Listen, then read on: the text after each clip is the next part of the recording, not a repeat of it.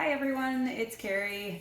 My grand round presentation is on the Empyema and a gentleman that was ultimately admitted to the special care unit until he was transferred out to a larger facility from our rural area. So I'm going to take my camera here from the cameraman, introduce you to my patient here. So this gentleman was a 69-year-old who presented to the emergency department with shortness of breath and a cough. Upon admission, he was found to be hypotensive and tachycardic. His initial vitals were a blood pressure of 86/50. His pulse was 156. His temperature was 101.2 degrees Fahrenheit, and his respirations were 22. He was ultimately admitted due to pneumonia and possible sepsis. Once he was admitted, he was actually sent to the special care unit, which is this facility's version of the ICU. It's their highest quality of one-on-one care. His admitting diagnoses were pneumonia and sepsis. He was immediately started on IV Zosyn and also Levaquin to cover the pneumonia and possible sepsis. He was also being treated with tussin, cough syrup, and Tessalon pearls to help suppress the cough. For the nursing plan of care, he was on hourly rounding, vitals every 2 hours, and a continuous pulse ox. He was a 1 assist, although he was adamant on transferring and doing everything on his own, but he was using a gait belt, and we did have a walker available for his use if needed. So the history of this gentleman: he was a relatively healthy, appearing his stated age. He had a BMI of 22. He was of sound mind. He had a previous history of lung cancer that was treated with a lung resection and had been considered in remission since 2015. He had no other current diagnoses, and he takes no home medications. And it was close to pulling teeth to get him to take his cough syrup because he just didn't like to put medicine in his body. As for his background, he had owned and operated a tavern for the past 39 years. So 12 hours after his admission, so he was admitted at approximately 9 o'clock at night. The next morning, when we were checking his vitals, his blood pressure was within normal range after the 12 hours of antibiotics. It was 120/64. However, he continued to be tachycardic. His resting heart rate at that time was in the 120s, and his heart rate with minimum activity, which was just getting from the bed to the chair, was greater than 150. And his temperature continued all night and through that morning to hover around 100 degrees Fahrenheit. So his doctor did come and see him that morning and ordered a CT scan of his chest and abdomen. And the results of that CT scan came back with the results of having an empyema. So the new doctor's orders at that point were to transfer to the larger facility for further treatment, probably a chest tube, drainage system, and cultures of the drainage that they were going to take out of his chest. So Mr. John Doe here was diagnosed with the empyema, which, as you can see here, is the fluid in the pleural space of his chest. And so the goal was to do a needle aspiration once he would have been transferred out, to take fluid out and test it to see what the possible cause was. So what exactly is an empyema? An empyema is defined as a collection of pus in the pleural cavity. And it is usually associated with pneumonia. So as I had mentioned before, he was admitted for pneumonia and probable sepsis, although when they found the empyema, they did not believe that he was septic anymore at that time. So we're going to turn the camera back over here to the cameraman. So the empyema, the development of an empyema can be described in a sequence of events. During the inflammation process, such as the pneumonia that he was diagnosed with, there's an increase in fluid production in the pleural cavity known as the exudate stage. As the disease progresses, microorganisms, usually bacteria, colonize the fluid and generate the empyema, which is the pus inside of his fluid, inside of his cavity there. This fluid is characterized by elevated lactate dehydrogenase, proteins, neutrophils, and dead cells. So it's the same pus that you're going to see inside of an abscess. Is essentially what's growing inside of his chest between his lung and the rest of his insides. The fluid that's in there is generally thick and needs to be drained off in order for his infection to get better. So, what are the risk factors for an empyema, or why do we believe that he got it? Well, the risk factors are a history of pneumonia, which he clearly already had, and he was not treating because he did not believe that he needed to be hospitalized. Other risk factors are tuberculosis, lung abscesses, diabetes mellitus, intravenous drug use, and that would be from the introduction of pathogens into our bodies that we don't want. Immunosuppressants can be a risk factor. Gastric acid reflux and alcohol abuse can all be risk factors. What are the clinical manifestations of an empyema? Well, they are exactly what Mr. John Doe presented to the emergency room with. A cough, sputum production, fever, and pleuritic type chest pain. So upon physical exam, there may be some dullness to percussion to the affected area. So when you're tapping, you'll hear a duller sound than you would on the average chest. There'll be an increase in palpable freptus. So when you're feeling someone's chest, you'll feel more of a rattling in their chest than you would on the normal person. And you'll also be hearing and feeling fine crackles when you assess your patients. Some of the complications that can be related to an empyema are fibrothorax. Fibrothorax is thickening in the pleural cavity there. The treatment is generally just monitoring, but it can need to be removed down the road also if it causes problems. Respiratory distress, shortness of breath is also another possible complication. So the treatment for the respiratory distress would be oxygen, which Mr. John Doe was using, inhalers, steroids, and nebulizer treatments. Diagnoses for an empyema are a chest x-ray, an ultrasound of the chest, a CT scan, ideally with contrast so they can better visualize what's going on in the chest, and a pleural fluid analysis. So prior to a patient having a CT of the chest with contrast, we always want to make sure that we're assessing the kidney function. So that would be through a blood draw before we go ahead and give them that contrast. And we always want to ask about allergies. Important allergies to know for someone that's going to be receiving contrast are a previous history of allergy to the iodine or to the contrast, any history of allergy to iodine, and also any allergy to shellfish would all be indicators for not wanting to use the contrast. And as for the pleural fluid analysis, that's going to be obtained through the thoracentesis. That can be done at bedside, which is when they insert a tube through the chest wall to take some of the fluids off. So it can be done under local anesthetics just there, or can be done in surgery where the patient is anesthetized for the procedure. Once we have these diagnoses, there's important labs that we're going to want to monitor. We'll wait for the analysis of the fluid that was pulled off during the thoracentesis.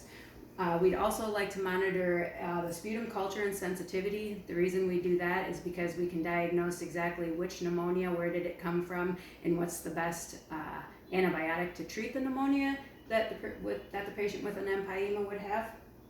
And then we're going to want to watch the CBC, which is the complete blood cell count. We watch the CBC to see if there is a change in the white blood cells indicating how the infection is progressing. Is it getting better? Is it getting worse? We're also going to assess the BMP, which is the kidney and electrolyte panel. We want to make sure that the kidneys is tolerating the antibiotics that a patient is receiving, and then we're going to watch the electrolyte levels, because as we all know, when you have pneumonia, you don't feel good, you're not eating as well, you're not drinking as well, you're not using your muscles like you usually do. So it's important for us to monitor the electrolyte levels to make sure that we're keeping everything in check. And we're also going to monitor your ABGs. which is your arterial blood gases. And we do that because when you have the empyema, it's like having a balloon inside of a milk carton. And your balloon, you want to expand fully to fill up your milk carton. Well, when you have an empyema, it's like having pudding in the bottom of that milk carton. Your lungs are not fully able to expand, so that balloon is not able to expand, just like your lung is not able to expand. So ABG is watching your oxygen level and your carbon dioxide level, and then also your pH is important things to also monitor. So some nursing diagnoses with the empyema. I went with deficient knowledge related to new diagnoses of empyema as evidenced by questioning members of the healthcare team. This gentleman was very tearful. He was admitted and alone in the facility due to his family members running his business while he was admitted. So he did have a lot of questions, and it's just not, medical care wasn't something that he was used to seeking. Then we have impaired gas exchange related to fluid and exudate accumulation within the alveolar and surrounding lung tissue. Ineffective breathing pattern related to inflammation and chest discomfort. When you have the empyema, like we had previously discussed, there is quite a bit of pain in the chest with that. And so getting a deep breath is usually painful for the patient. Acute chest pain related to inflammation and ineffective pain management and or comfort measures. And then finally, activity intolerance related to chest discomfort, inflammation, shortness of breath, and generalized weakness. So the collaborative nursing care, or the most important thing once he got transferred to the new facility, is the management of his chest tube system. So the chest tube system is similar to this picture up here, where they're going to have a tube that's inserted into the chest wall to where the pus is to ultimately drain it out. And this picture down here is the collection system that will actually be hooked up and where the drainage will be draining into. So when we have this, the drainage system itself must be kept below patient's chest level at all times. So when the patient is here lying in the bed, when he has the chest tube, it's going to be coming out. We want to make sure that we have that drainage system securely setting on the floor. We need gravity to do its work to pull all of that fluid out and it to flow down into this drainage system here. The drainage collection chamber itself, we're going to monitor the drainage. We're going to monitor the color of it, the amount that there is, and amount per hour also. You should never expect there to be more than 100 cc's per hour. So we want to make sure that we monitor it hourly. These are meant for us to mark on them with a Sharpie the time that they're measured, so we know exactly how much is coming out. And the color and clarity, like I had mentioned, if you're getting good clear fluid and all of a sudden it's turning more of a cloudy, more pussier looking fluid out, those are signs of further infection and things that we would want to maybe discuss having to change the antibiotics for. As for the tubing that's going to be coming out, as you can see here, it's pretty long tubing, and it's going to be, usually it's connected to a wall suction, which would be like behind the patient on the wall. So there would be a tube out of the patient and then also a tube out of the wall. So we want to make sure that we keep all tubings loosely coiled. We don't want to have any kinks in it. We don't want to have anyone stepping on it, pulling on it. We just need to make sure that we can keep the fluid flowing freely in it. We want to monitor the chest bandage. The chest bandage that's going to be out of the tube insertion site on the patient is going to be airtight. We don't want air going into the pleural cavity. We only want the fluid coming out. So we want to make sure that we're monitoring the bandage for any air leaks and any increase in drainage, and also any odor that might be coming out of it. We're going to observe for titling and bubbling in our water seal. We want the continuous, smooth titling and bubbling going on there. There's going to be some titling that goes with the patient's respiration, so you're going to see the fluid in there minimally going up and down, and that's normal. And when using the wet suction drainage chamber, Keep the suction control chamber water at an appropriate level, and monitor. We want a little bit of bubbling in there to know that it's doing what it's supposed to be doing. We don't want any major bubbling in there, and we don't want it just sitting still. We need to make sure that we just have the nice titling and the gentle bubbling that's going on there. And then we also want to monitor the wall suction to make sure that everything's at the appropriate levels that they should be at all times. So what are the goals and the outcomes for our patient with the Empyema? The goal for this gentleman was to keep his oxygen level above 92%. We want the respiratory rate to remain within the established limits. We want his ABGs to return to and remain within the established limits. We want to be sure that the patient indicates either verbally or through behavior feeling comfortable when he is breathing. And we want the patient to report that he's feeling well rested every day, because we know that we all heal better when we get a good night's sleep. So other goals and outcomes, we want our patient to be able to perform all activities of daily living without becoming short of breath. Patient will demonstrate correct usage of his incentive spirometer, which is down here on the board. So this is something that we want the patients to be working towards to help maintain or to increase the lung function.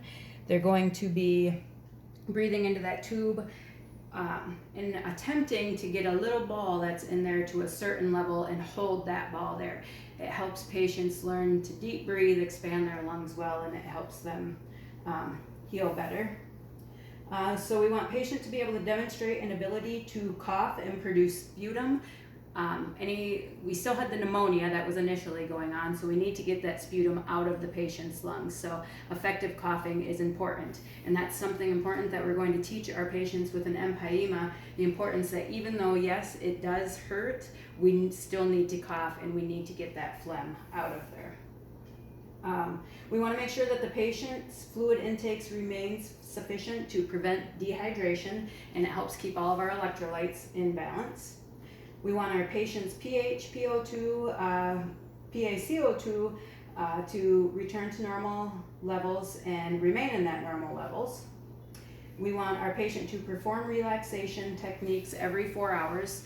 As we know, being in the hospital can cause a lot of anxiety for patients. In this patient's case, he was there alone, and he knew that he had a business to run that he was not able to run, so his anxiety was very high. So we talked about ways such as the breathing techniques and to try and lower his heart rate, and we were sure to write down his exact room number, his phone number, the address of where he was going to be, and all the important information that his loved ones were going to want to know, so that way he could easily give that to them when he did call his family members with updates. So that all helps our patients relax. And we also want to teach our patients the correct use of their inhalers and bronchial hygiene. Inhalers, to most of us, seem like they should not be hard to use, but for our patients, especially at 69 years old and have never used an inhaler before, they're a lot more difficult to teach than what one would imagine. So we need to be sure to teach the deep breath in once they're expressed, or if they're using spacers, the correct use of using the spacers and how to best get that medicine into their lungs. And then important things like if you're using a steroid inhaler, we want to be sure that you're rinsing your mouth after you use that steroid inhaler. We don't want that excess steroid and the aerosol sitting in your mouth. It will irritate your gums. So we need to make sure we remind our patients to brush their teeth and rinse their mouths and practice good hygiene in that regard. So another goal, we want our patient to verbalize all of the correct information regarding the diagnoses. So this gentleman sat patiently, listened to his doctor telling him that he was going to be transferred out to a larger facility. They discussed the DNR. He agreed to everything and did not ask a single question, which made me worry that he was not understanding what they were talking about. And when the doctor left, I asked him if he had any further questions, because he had not asked anything. And a very tearful man asked me to please explained to him everything a lot slower. He did not understand what the DNR was, which he had agreed to the doctor that he wanted the DNR bracelet, but he didn't understand that meant that he would not be resuscitated if he were to stop breathing. So those are just important things. He did not have a clue what an empyema was. He did not understand that it was related to his pneumonia. So after a lot of education and talking, he was a lot calmer, and he was in agreement to the transfer, and he was happier once we had went over things further. So we always want to make sure we do that. We want to make sure that we set realistic goals. This gentleman did not want any assistance with anything that he was doing, but we talked about the importance of at least using the walker. If you don't want me to walk you to the bathroom, you know what, if you fall and break your hip because you're so short of breath, then you're in a whole nother world of hurt. So once we got through his head why we were doing what we were doing, he was much more compliant with allowing us to help. So patient education in that regards is very important for our patients either. So in a nutshell, an empyema is pus in your chest, and if you have any questions, certainly let me know. Thank you.